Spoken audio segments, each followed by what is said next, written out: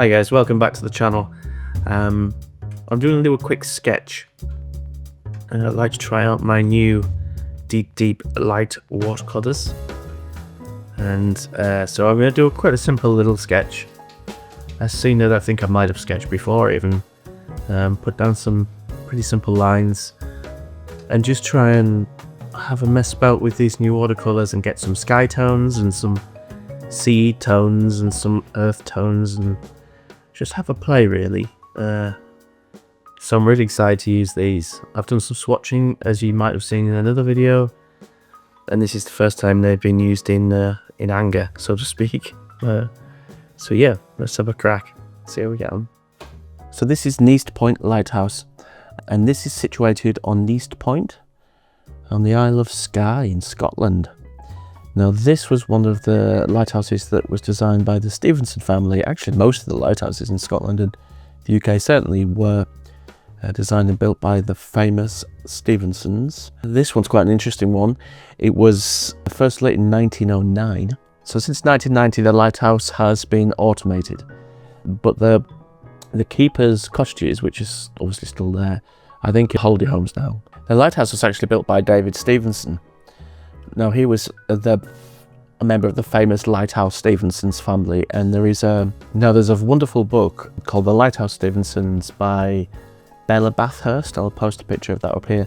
You could probably get a used copy quite cheap. It's a wonderful book all about the amazing history of how they actually built some of these lighthouses on the most remote islands, often islands that would get covered by the tide on multiple occasions a day. And how they developed interlocking, masonry that would key the lighthouses together as you built them. And the Stevensons family themselves were a really interesting sort of dynasty. They were all ancestors of Robert Louis Stevenson. So let's go back to the drawing. Okay, so I am starting this drawing by looking at the lines that are within it. And I guess if I put the reference drawing back up here and I do a really, really quick sort of overlay of the main lines that I'm going to be looking at when I'm sketching this.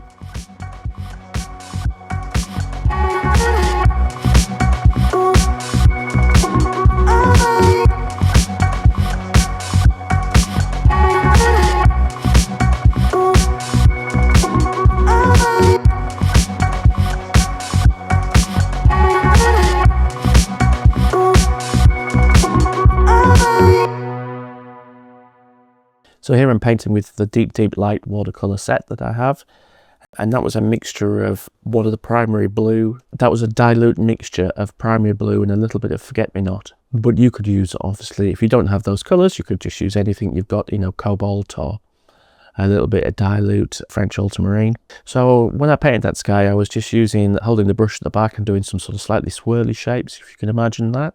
And also I loaded up quite a big brush and I spattered on some of the blue, which you can see it hasn't dried. It's still there in that top left corner. So that's been sitting now for 5 minutes and it's vaguely dried. I don't really need to dry that because, to be honest with you, if it blurs in a little bit with what's going in to the buildings or vice versa, it doesn't really matter. So quite often when it comes to painting these sort of scenes, one of the first colours I go to is a yellow ochre. In this case, I'm using the raw sienna. And I tend to find as a first colour, it's like a highlight grass. If you're looking at a grassy area, the lightest bits are going to be perhaps where there's no moisture. So as an underpainting, it works quite well for anything that's vaguely organic. In its own right, it's just such a beautiful colour. Like, I could leave this picture here. I could stop there. I think a little colour pop somewhere, like the chimneys or something. And then you could just leave that exactly how it is. Partly because the blue and that raw sienna, they just sit so beautifully together. But I obviously won't do that. I'll carry on. So the next green that's coming into the mix here is a little bit of this chrome green, which I guess it's not like a sap green. It's got a bit more blue in than a sort of your normal sap green. One of the things I'd recommend you do when it comes to working with greens is really look at your subject. There's a huge difference between the shadow under a tree or the under foliage, you know what I mean? That is a very blue-green, it's often quite dark. And then, you know, the light coming through a leaf in summer, which is often almost like a lime green. And in springtime, you get these beautiful lime greens and bright greens. And then in late summer, everything gets a lot more purple and a lot more blue in it. And one of the things I would really recommend, if you're not used to watercolour and you haven't had a lot of experience with it, is if you have a good yellow, a good clean yellow, and you have a blue, mix your greens and get used to mixing your own greens. And obviously the more blue you put in it, the darker it'll be, the less blue, the yellower it will be.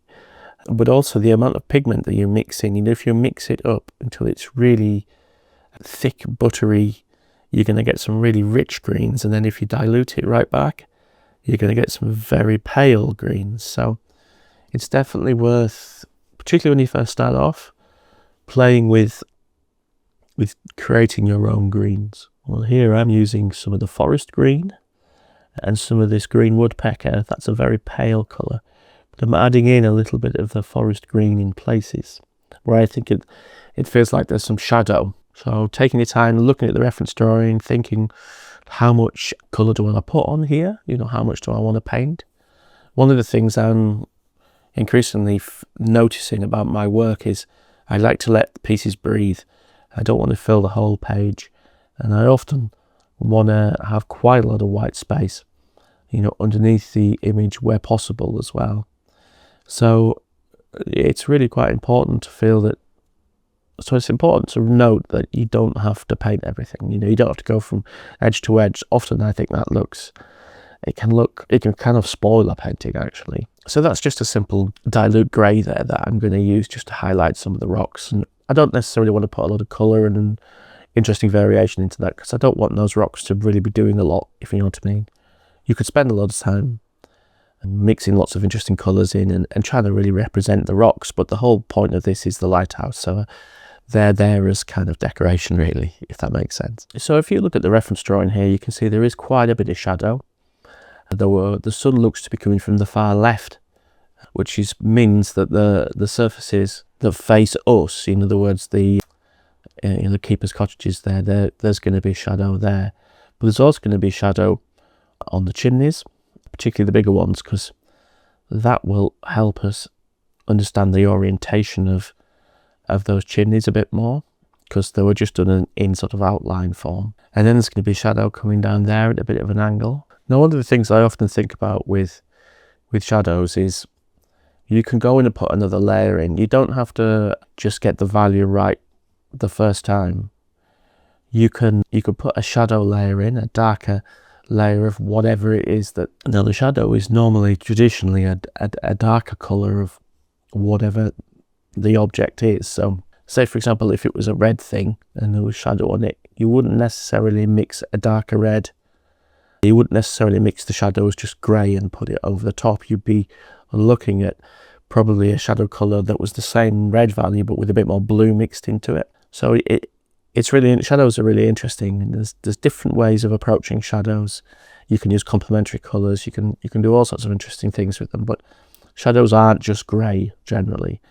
If it's a white object, you will find that, you know, if it's a warm scene, if it's like a summer's day, you're going to have a little bit more, you're going to have a bit more of a normal shadow. In other words, you know, it's going to be a grey.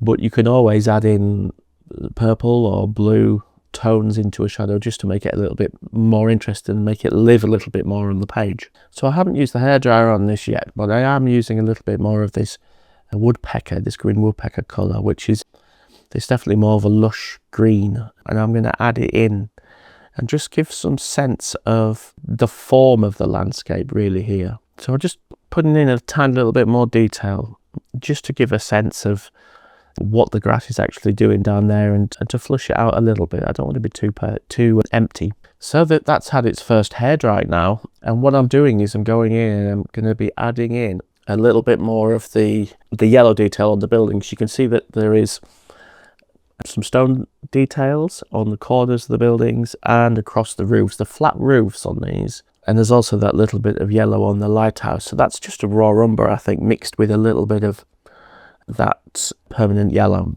So I'm just adding this in. I'm not being too precious. I could get a smaller brush, but you can actually get some quite narrow marks with these small mop brushes. So I'm adding in the detail there across the top of those windows. And because I've used that similar colour in other parts of the painting, there is a little bit of sort of natural harmony in the palette, if you know what I mean. Those chimneys look great in that really bright yellow colour. Don't forget your chimney pots. They're not very accurately painted. It doesn't matter. Now, one of the things you can't see here is the picture because of my hand. So there's a little bit more detail that I'm painting in on the buildings. Obviously my big fat hand in the way doesn't really help things. I think it's really interesting how sometimes when you do drawings like this, it feels kind of disjointed or unbalanced. And it literally is the last few touches that you put on, and all of a sudden it pop and it just sort of appears. It's such a weird process. People always say that with watercolours and with all paintings there's a kind of ugly stage.